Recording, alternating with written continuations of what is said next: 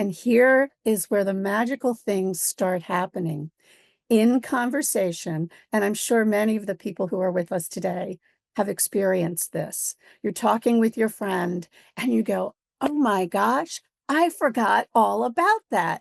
I remember this time we did that and we did that." So that kind of conversation brings out the detail that makes your writing interesting and keeps the reader interested as well. It adds depth.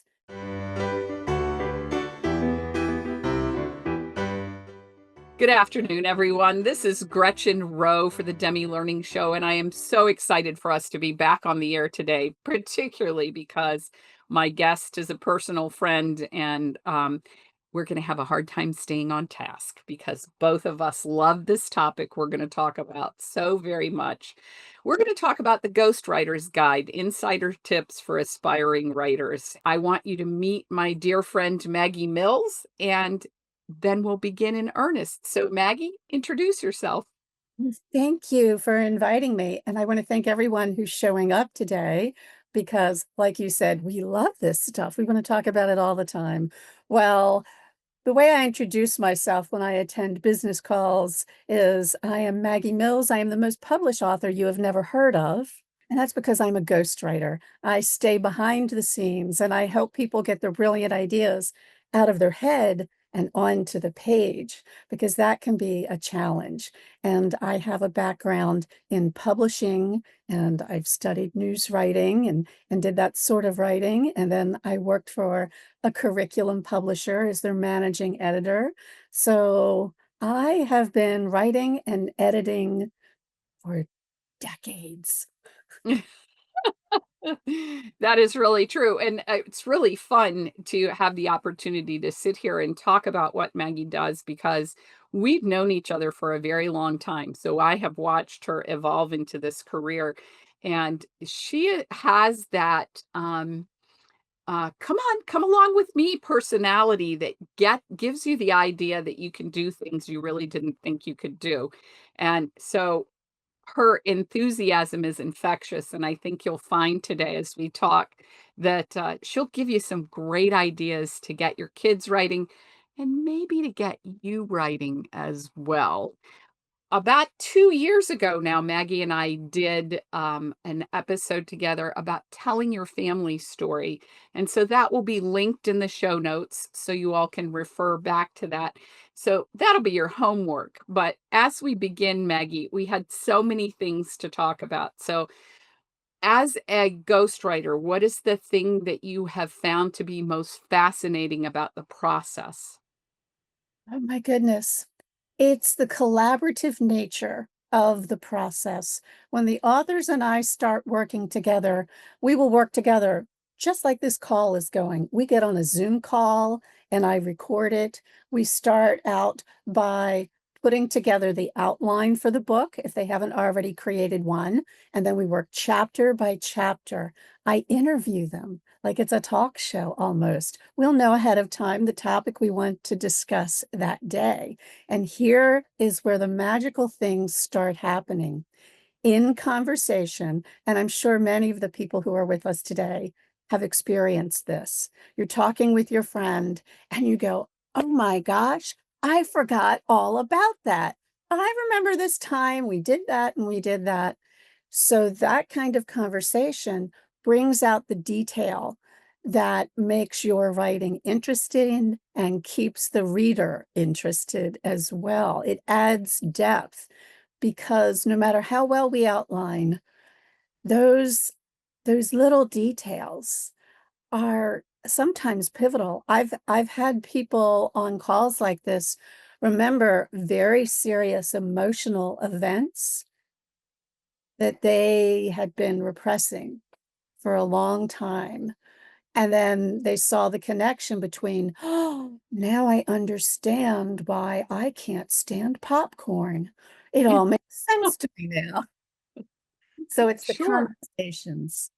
And I think as parents, sometimes we miss that we're so engaged in the process of educating our kids that we miss the value of collaborating with our kids. in helping them learn to find their writer's voice and become part of the conversation on paper. Definitely. And I started a few years ago, depending on who the client was. A lot of the clients like the term ghostwriter, and it's a fun term, and many people know what it means. And then there are some people who think I write exclusively about ghosts. But there are some, and I call all my clients authors because it's their idea. They are the author. I might be doing some of the writing and a lot of the prodding, but they are the author. And not everyone felt comfortable with the term ghostwriter. They felt like I was taking more credit. I don't need any credit or I wouldn't be a ghostwriter. And so a lot of people feel more comfortable with the term collaborator, and that is very accurate. Yeah, I think that if we can change our mindset as parents to recognize that we're collaborating with our children as well, um, it it makes it easier for our children to not feel like there's a right or a wrong. And I wonder if you could talk a little bit about that because I'm sure that you find yourself in situations where you think a story should go one direction and your author thinks it should go another direction. So, how do you work those things out? Well, I allow my author to put forth their idea and I listen. Listening is a big skill in writing, isn't it? Yes. Listening. And first, I want to listen to why they think it's important because they could change my mind. If I Mm, just see something on the notes or the outline, I may not think it's important. So, first of all, I give them the chance to tell me, why is it important to you? And I never discourage because sometimes I coach. I don't always do the writing. I'll coach someone through the writing. We're going to go ahead and put this down, or you go ahead and write it. We're going to see how it falls within the book and see if it's still pertinent when we go back to do the edits. The best I can do, I always tell them, I'm here to give suggestions. My suggestions are not law. It's for you to accept or reject because this is your story, this is your life, this is your book. And I do try to steer people with I'll use, best practices in publishing are or do you feel this appeals to your reader? I try to get the author to see my viewpoint and more importantly, the viewer's viewpoint, because I bring that to the table and have the author make their own decision. I, ghostwriters are sort of coming out of the closet now. You see more and more of them being interviewed, especially after the book about Prince Harry. I was mhm. I tell you, appalled because apparently there was some story about how the ghostwriter and Harry were fighting over putting something in the book. That does not happen with me. I'm no.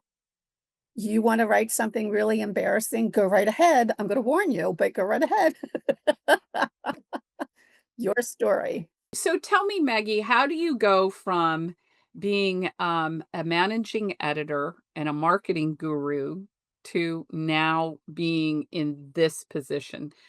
Because I know you have a personal love for writing, but how did you get here? Give us a little bit of your story so that we can understand. Goodness. I have my mother to thank. And even though I went to public schools, I must tell you that my love of writing and honing of my skills came from my mother's involvement, who loved writing. And I went to schools in the city that weren't necessarily well funded. And part of the year, the teachers were on strike, and there was a lot going on. And schools were overcrowded. We were only going for half of the day. So I wasn't Wow. yes, and we went to school in what they called portables, which are basically unair conditioned and unheated trailers on a Trailers. Yep. Mm. school nothing wrong with trailers. A little AC would have been nice. Um, so I developed the love and the skills from her, and she encouraged me. So I wrote my first television script when I was 5 years old because my mother made this a project. We took pieces of paper and cut them out and made long strips out of them and took the good old shoebox. Didn't you make everything out of a shoebox? And cut a hole in it, made it a little television, created little knobs. It was sort of like a storyboard. She helped me make the drawings. And so we wrote the television script and drew little pictures and then rolled it through this little box like it was a television. Now, full disclosure, none of the major networks picked up my television idea, but that didn't stop me. But you know what's cool about that? What a great idea to get a child to think their way through a story from the beginning to the end. Here's the fun thing that I understand better now that I have worked with curriculum for all different types of learners. What were we doing there? We had kinesthetic, we were making things and turning things and taping things. We had the visual, we were making pictures. We had this wonderful discussion between mother and daughter. We were talking it out and the writing of it. So there's your composition. That project clearly impacted the next several decades of my life. Went on to study journalism in high school, worked on the high school newspaper, did the same thing in college, and then my career went because I had to support myself. Writers are not known for making gobs and gobs of money. Not all of them. Like pro football players, they're out there and you can aspire to that. Um, but I always had these side gigs of writing. I was Mhm. writing for newspapers, I was writing advertising copy and marketing copy, and I wrote websites and I wrote TV ads and radio ads and billboards and workbooks. So I was always doing this on the side. And Mm. I thought I was a marketer because I was a marketer and I was also an editor and I had all these jobs at one time.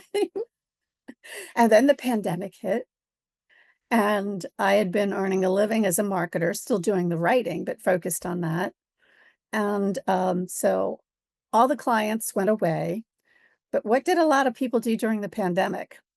They were stuck at home. And decided that book I've always wanted to write. And I'd been freelancing for a number of publishers, and these opportunities came in to do more and more writing for them. And then, can you just write this person's entire book? I wrote the first book while I was still doing marketing because my boss asked me one day, can you just write this manual for us to teach our partners how to market themselves? You can go and work from home for a week and keep up all of your other duties while you're at home for a week writing this book for us. I said, sure. So during the pandemic, that's when I switched and focused solely on books. Not only was the work there, I realized my heart was there. I fell in love. And marketing, as you know, is extremely competitive. Not a lot of other people out there at the time doing what I was doing, helping people write their books. And now I can't go back. I'm hooked. I want to do this the rest of my life. That's awesome that, you make it sound compelling, and, of course, your enthusiasm makes such a difference too. So tell me how it is, and now I'm going to draw a parallel here. Um, you working with a new author is a little bit like a parent working with a child who kind of doesn't wanna write. And so, how does that parent, from your experience with getting an author to tell their story, how does that parent get a child to begin to tell their story? Curiosity. You need to be curious about the topic, and you can kind of force yourself to be curious if it's something you're not terribly interested in. When I'm talking with authors, I'm almost an interpreter because we need to be aware. What's the purpose of writing? To communicate new ideas, to teach, to share, to inspire. I have information, you don't. I want you to understand my view of the world. So we ask a lot of questions. And also, I ask what a lot of people would go, well, that's a dumb question. But I represent the reader who's never heard of your topic before. And you had a really good description on the back of the book, and you got me curious. I want to learn more about this. Because in my world, when I hear about a new topic, the way I like to learn about it is to read someone's autobiographical recounting of how they went through that experience, because it makes it more real to me. And textbooks put me to sleep, even though I've worked on many, many, many of them. I want to Okay. story. So we ask questions.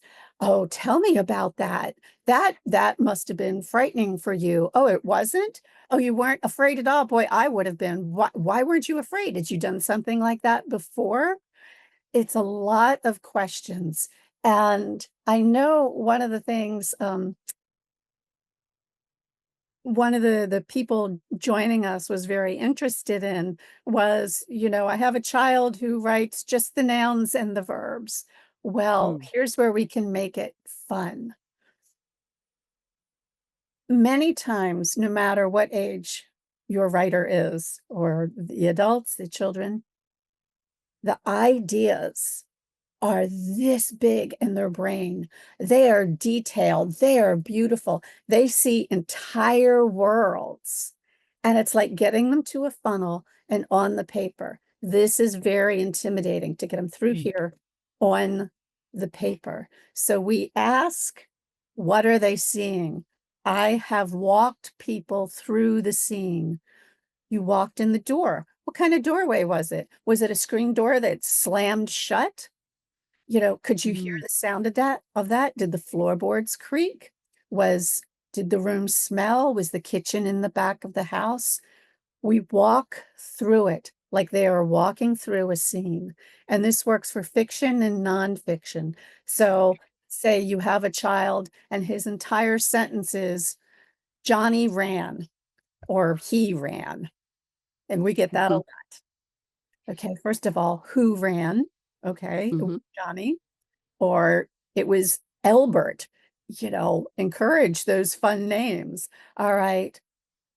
Is he running towards something?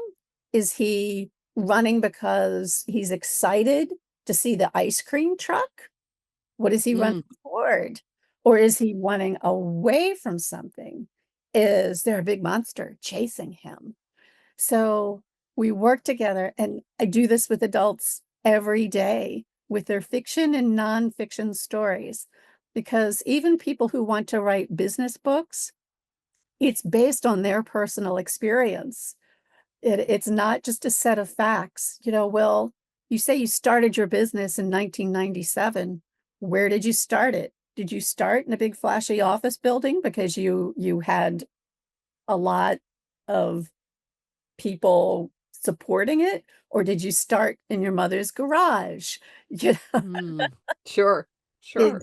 did you start this business because your husband got laid off and now you've got 3 kids and you've got a mortgage and you knew how to do this particular craft and you started selling it and teaching other people how to do it? No matter what you're writing about, there's always a story. So when you can walk your student through that story, it helps them take all of this and realize I need to share more of this for other people to see this beautiful thing in my head. Sure, that I love the way share more of it to see the thing in your head. Yeah, often, I I will ask someone in my family and I'll say, "Did I tell you?" And they're like, "Oh, yeah, you told me." Like, I've given them way too much information. Or I'll say, "Did I tell you?" And they're like, "No." And I could have sworn that I had explained. We had this situation at the dinner table last night. I was telling something, and one of my kids was like, "Wait, what? I didn't know that." And I would have bet money that kid knew that, but not in that particular context. So we We need to learn that. which is why editing is so important and having someone else look at your writing. That's so important. And also something to focus on with encouraging your child to write or reluctant writers is to work on the story first and not every period, every misplaced modifier. Go with those wonderful ideas and then do the mechanics later, because I see so many adult writers paralyzed on the first paragraph of their book and the first chapter of their book. I got to get this perfect. I got to get this perfect. I got to get this perfect. Not yet. Stories, ideas, inspiration, that comes first. The question that I think that we were asked and that has lived rent free in my head since sent them to you yesterday is, how do you write so that readers are engaged? And I want to take this a little bit further. There's a difference between Johnny ran or he ran and the story behind it. So if you're sitting with a child or a student who is kind of in that very simple explanation, and you're asking questions to bring that explanation forward. Are you taking notes in that instance, or are you asking them to take notes? How do you keep them in the creative end of the experience? I think a lot of that has to do with their abilities at that stage of Sure. learning, So how old they are. how old they are. There are many ways to do this. You bring up such a good topic. Um, Depending on their learning style, and this works for adults as well as younger children. Go with the style that helps them most immediately capture their ideas. A lot of us like to write. We still write things longhand, and we know all the reasons why that helps us remember things, that connection, but that doesn't necessarily work for everybody. You might want to sit down and record in one way or another the conversation you have with your child and either play it back for them or let them play it back themselves. They might think it's fun to have their own small tape recorder or use a phone, any type of recording device, and they can play reporter, or you can Mhm. play reporter with them and Mm. have them play it back later. Um, Zoom has been wonderful. A lot of us are using Zoom for learning and for work, and there's no reason why you can't use it at home. Even if you're sitting next to your child, you can Mhm. record the whole thing and make Sure. like an interview, and then they get to see it later as well. So using a way of recording that appeals to your learner will help them and help them review their notes later on.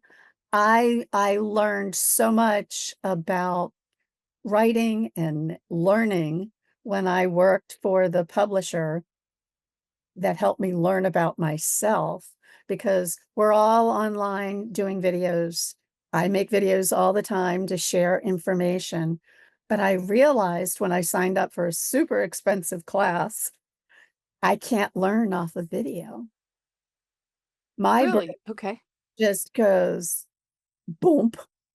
I Yeah. have it's like the little windows shut. I Mm. have to stop it. Wait, what did she say? I have to, it's like, you've just given me 5,000 directions in 37 seconds. Stop. I need to have things written, but I can take transcripts and work from those Interesting. because I don't have the patience to watch the video. I can do all the work. So Maggie, I can't believe we're almost to the top of the hour. What would be the 3 most important things you would think a parent would need to take away from our conversation today to have more success in getting their kids to put a pencil on a piece of paper and write something? When we talked about recording their ideas down, choose a Mhm. method that works best for them. because I was well into my 40s before I understood we all learn and communicate very differently, and we don't Mhm. have to fit into a process. Mhm. If writing by hand or typing is a real challenge for them, they can get their excited ideas out by recording them some way. So allow them to at least start the process with the method that works best for them, the medium that works best for them, and make it fun and do it in stages. Even when you're writing about serious topics, make it fun, because so many of the adults I work with, their hesitancy about writing stems from their childhood. They got their fingers smacked with a ruler, or they got poor grades on something that they really loved and the teacher didn't understand them. It's okay to have fun, and you can still make the assignment. That's so interesting that you should say that. I find I this morning I thought I was going to go look at your website before we sat down together. And of course, your website's easy for people to find. It's maggiemills.com. But there were so many things that you just said there that were so fascinating. The that you talked about book doctoring. And I think that's kind of the role. We're kind of the doctors when we're the parent working alongside of our children, because we want it to be their story and we want it to be creative. Um, but we also don't want to, um, what was the word, the thing the mom said here about, um, how do I have my child How do I let someone tell their story without including pieces of myself? That's so important. So what you said on the website about that, I think is really interesting. And I think it's a good resource for our family. So I'll make sure that that's included in the show notes as well. Wonderful. Okay, what have I forgotten to say? Because I go off on tangents and I get I think you've done a great job, but if you were going to offer encouragement for a family, um, I think you've given us a really good tip, and that is, sometimes the best tool we have is our phone. Mhm. You open up an email and you hit the microphone and just start talking, because that allows us to step across the barrier of pencil and paper. Um, but beyond that, um, you also taught us that we really need to be encouraging when we evaluate what our kids are writing. So, can you give us in these last few minutes a little bit of the kind of language you use, particularly when you're trying to really pull something out of an author? What are the encouraging words that you share with them to sort of get them to go in a direction you're seeking for them? choose a person you are writing to or a friend you are talking to. How would you tell your friend this story or your ideal reader? How would you explain it to them? Bearing in Okay. mind they don't know. It's okay. You can explain it. You can give it more detail. How would you talk to one person about this? That's a That's great idea. focused as well, because we have a tendency to want to tell everything ever learned in the entire world about watercolor painting from the history. Don't necessarily need that for our particular thing. Uh, Um, you said something before we started too about detail, is sort of deciding in advance how much detail you need to go into for an explanation. Um, so how do you as a coach figure out where the detail is enough and where the detail needs to be greater? Most of the time, I'm encouraging more detail. Every now and then we have too much.